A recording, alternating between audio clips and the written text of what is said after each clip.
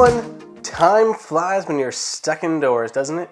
Can you believe that it was nearly 6 months ago that we got our hands, our eyes on the updated Apple Watch Series 6? Seriously, it came out in September, and here we are going into March. So it's been about 5.5-ish months, just a little over that 5.5 month mark.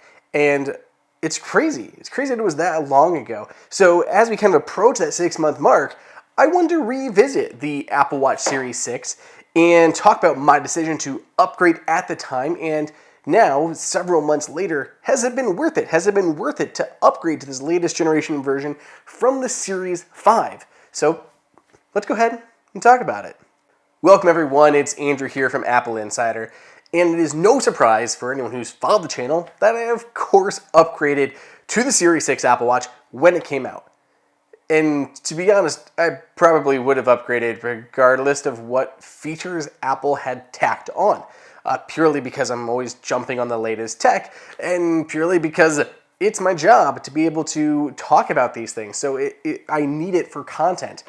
But I am able to be objective in looking back at these purchases and whether or not they made sense for me. So a couple things I struggled with on which model to get, whether it really was worth upgrading from the Series 5 to the Series 6, and how those features and changes have impacted me months later in daily use. So to recap kind of the biggest things with the last generation model, it has a better always-on display. It is brighter in direct sunlight. It faster charges the battery, so it's got better faster charging, even though the same 18-hour wear time as the prior generation. We have the new pulse oximeter, so it's a new app in there, as well as the ability to measure your blood oxygen level, VO2 max. So I think that might have came to last generation models as well. So that's really not all that new here with the Apple Watch Series 6. We got the always-on altimeter, it measures all the time. We have the new S6 SiP system and package, the processor basically that is 20% faster than the prior generation, and we have a bunch of new colors. There's the new red one, there's the blue and stuff like that. So months later, what impacts have these changes had on me with the new watch? Not a lot, honestly. Honestly, this is probably the smallest difference that I felt year over year wearing the watch. Usually you kind of get used to those new features, like with the Series 5, I was really noticing the always-on display, but going to the S6, I didn't notice much of these changes daily, or rarely at all. I mean, the blood oxygen measurements, I'm sure for specific people, it's a big deal. But for me, there's not a lot of use to it that I'm at least doing. I'm not using it, and I'm betting the average person is also not doing a lot with the blood oxygen measurements either.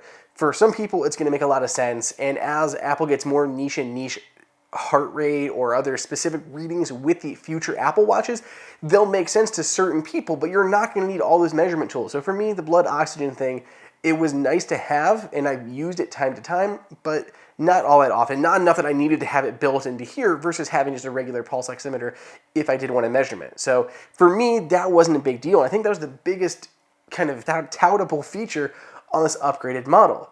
Other changes that I actually did like. I did like the brighter display. That did make a difference. It's about 2.5 times brighter when you're outside, and I'm outside a lot. Shooting photos, hiking, on the lake, stuff like that, and it made a big difference having a brighter display on my wrist. So I did notice that one when we could be outside and I was doing stuff outside, and especially working in the yard and everything, it made a big deal. So I did like that.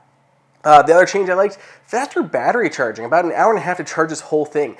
This was huge for me because I do use sleep tracking, which is a watchOS 7 feature, not something specific to the new Apple Watch, but because I was wearing my watch overnight, I needed to make sure it was charged up. And having that faster charging battery made a big deal because I would throw it on the charger and it would charge up quicker. So basically for me, I was able to toss on the charger while in the shower, and a few minutes in the morning, that would pretty much cover me, and I never had to worry about charging this guy, and it wouldn't run out of me during the day. So that's kind of my schedule, I guess, with the watch, but it wouldn't be possible without that faster charging battery. Performance-wise, it doesn't feel that much difference.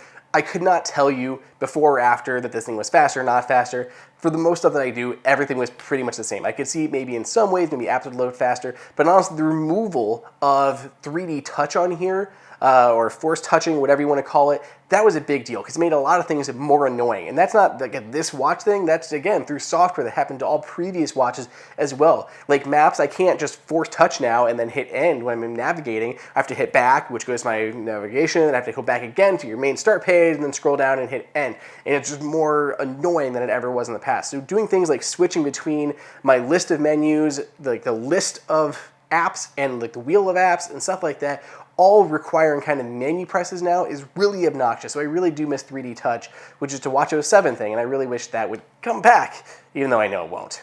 Another random observance, I love the new colors. So I love the new aluminum, the blue and the red are sleek. They look fantastic. But my daily driver is the stainless steel, which is now that new graphite color. I don't love the graphite. It's okay, like I don't mind the color itself, but it does make any black lugs that you put stand out. Before when it was space black, they would match a little bit better, but it's more of a contrast now. It's just a really small thing, but for me, I notice it kind of daily as I wear my watch. So that is something that kind of stuck out to me. I really still like the stainless steel over the aluminum, which is why I went with the graphite over the any of the new brightly colored aluminum models. Now, finally, the last thing I do want to praise, and this isn't really on the new Apple Watch, but it's the bands. Apple knocked it out of the park this year with the bands. I have been using the leather Link pretty much daily, and this has got to be one of my favorite bands of all time. It is extremely comfortable. It's very easy to adjust, very granular. It's great to sleep in because it is leather, so it's not like cold if you happen to like sleep on your face a little bit and you're hitting your band. It's just really nice and comfortable all around. The new loop ones are very nice as well. There's just a lot of Apple has done with the bands that I really liked this year. So you can pick those up on any of the prior generations. Not a watch a Series 6 thing at all, but it is a cool little thing that I just noticed a lot with this one. That's probably one of the things I noticed more is just the bands rather than the upgrades to the watch itself. Now, don't you guys think that I'm trying to be a naysayer here. I flipping love my Apple Watch, and I wear it daily, 1,000-some days in my move streak. Like, I love the Apple Watch, and that's why I'm always okay with picking up a new one each year. I really do love the stainless steel. I'm glad I picked up stainless again, and I like the cellular. I still have my cellular contract, and I'm happy with that. But the watch Series 6 just wasn't a huge jump over for me, and even after all these months of using it, I don't really notice many of the actual specific things to the hardware.